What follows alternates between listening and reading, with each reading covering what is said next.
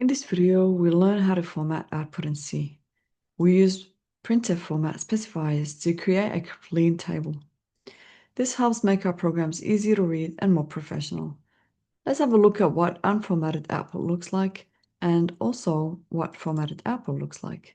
So here we can see that unformatted output is the same text that's displayed here but formatted. So let's compare both of them. Now, in the first one, we've only used normal printf outputs without any formatting or alignment. And you can see that everything looks messy and pretty much hard to read. So this part here.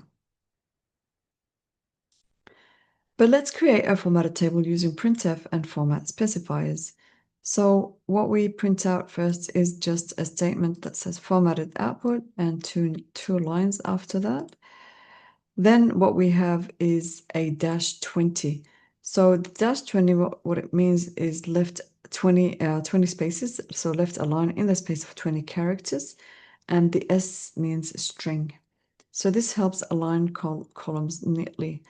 So what we can see is the first string risk is left aligned within 20 characters.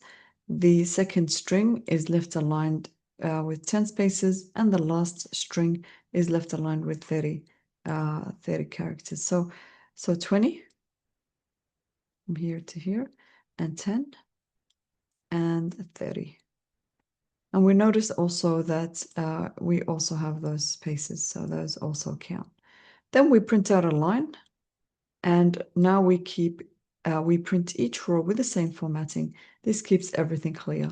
So each row has 3 strings, and they're all aligned within the same number of spaces as our first row, which is our header. So this keeps everything looking like a proper table, just like this. So this is 20 spaces, 10, 10, and 30. So the key idea is that using printf format specifiers helps align text into columns. This makes output easy to read and more professional. I hope this video was helpful, and I'll see you in the next one.